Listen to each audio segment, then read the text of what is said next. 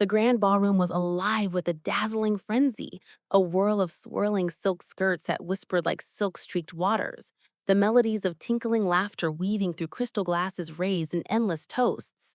Golden chandeliers hung heavy above, casting pools of radiant warmth that caught the sparkle of jewels and the flash of polished swords alike. Yet, beneath this luminous spectacle, beneath the intoxicating blend of music and murmurs, my mind churned into shadowed corners where no light dared linger. Every laugh felt like a carefully placed mask, every whispered conversation a cryptic puzzle. Across the glimmering sea of nobles, my thoughts were drawn relentlessly toward the castle's less visited wings, the ancient dust-choked corridors where tales whispered of forbidden secrets and deceit cloaked in silence. A subtle tug, like a thread pulling free from a gossamer cloak, directed me to a hidden truth veiled behind grandeur. Slipping away from the swirling dancers and their fluttering fanfare, I found myself standing before an ornate tapestry that hung like a silent sentinel against the cold stone wall. Its fabric was thick and heavy, embroidered with threads of faded gold that shimmered faintly in the low light as if breathing. I pressed my palm against it, feeling the worn texture beneath my fingers, threads coarse from centuries of neglect. My breath caught.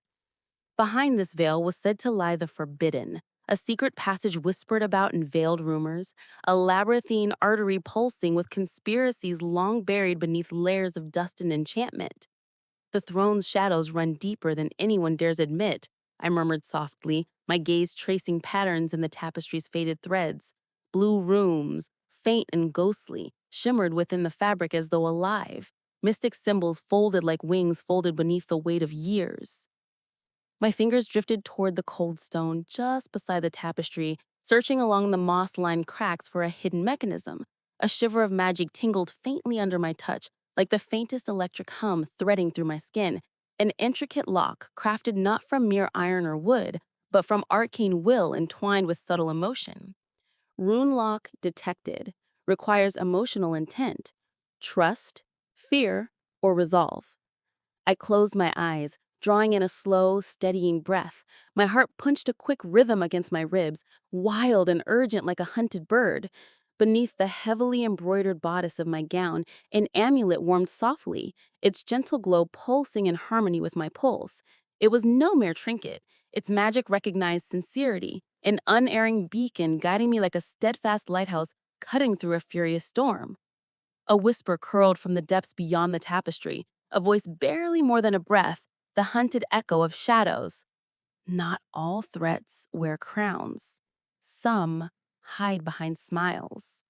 My jaw tightened, fingers gripping the edge of the tapestry until the fabric strained taut. Good thing I learned to read between the lines and swords, I whispered back, a faint curve of defiance flickering across my lips.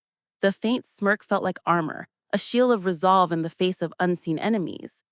Carefully, I flattened my hand over the glowing rune. The lock didn't resist, it surrendered. A fragile barrier dissipated like morning mist under the sun, dissolving to reveal a cramped passageway carved into ancient stone. Intricate runes pulled from the deepest wells of forgotten lore lined the narrow walls, bathing the chamber in a cool, ethereal light that smelled of damp parchment and aged magic, an aroma thick with the weight of secrets long concealed. With a final glance back at the ball's distant shimmer, I slipped through the threshold.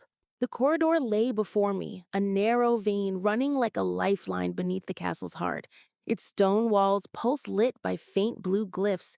The gentle glow painted cold shadows that flickered like phantoms with each step I took.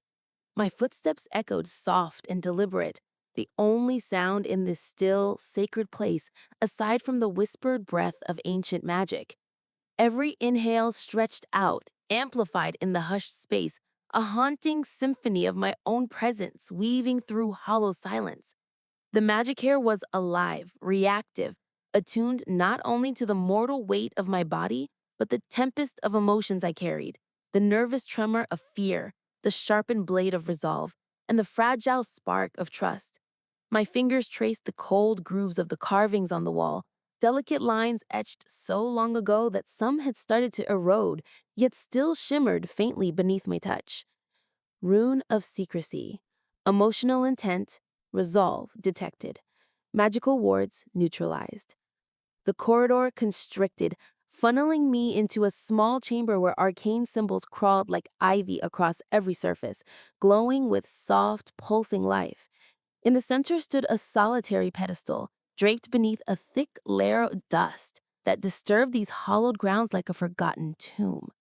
Atop the stand lay a stack of ancient documents, their curled edges brittle, flags stained with time. The seals bore a royal crest twisted by shadow, a grotesque distortion of noble heraldry. My heart lurched. These were no ordinary correspondences. They were whispers of treason, inked in malicious strokes. The pages told of factional plots sewn in secret shadows, of alliances forged and broken with whispered promises and sharpened daggers. A wild storm of thoughts thundered in my mind. Every alliance once offered in trust, every seemingly harmless smile tonight, how many concealed daggers? How many among the glittering throng danced here as conspirators in disguise? Questions rose like ghosts, cold and accusing. A tremor ran down my spine, a warning etched in instinct. The amulet beneath my gown pulsed urgently, its glow thickening like blood through my veins. I pressed my hand against the cool parchments, committing every word, every name, every poison-dripped phrase to memory. This was it.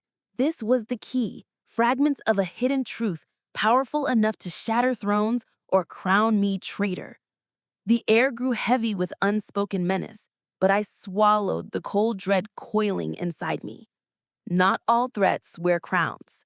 Some wear smiles. The phrase echoed again, deeper now, sharpening with understanding. The real danger did not crouch openly in courtly halls. It skulks behind loyalty's mask, wielding warmth as a weapon. Careful not to stir even a mote of dust, I gathered the documents, feeling the brittle weight settle in my hands. Knowledge was a double-edged sword, and tonight, it carved the path between redemption and ruin. Ascending the narrow stone steps back to the grand hall, I eased the tapestry back into place, its embattled fabric falling silently like a curtain hiding forbidden acts. The weight of what I carried pressed down on me, a leaden cloak threading through my bones. One wrong move, and everything I fought for, the fragile trust wrought from failure, could unravel like silk caught on a thorn. Yet beneath the crushing gravity stirred a spark of determination. With the tangled web of lies now threaded through my fingertips, I was no longer a mere victim of fate. I held the power to rewrite the story carved in my name. I was ready. But as I stepped once more into the golden blaze of the ballroom, a cold whisper of dread brushed my skin, curling like frost on bare branches. The shadows stretched long and watching. In these grand halls, every hidden corner spoke, every lingering glance concealed a story, and one truth gleamed sharp and cruel. I was not alone.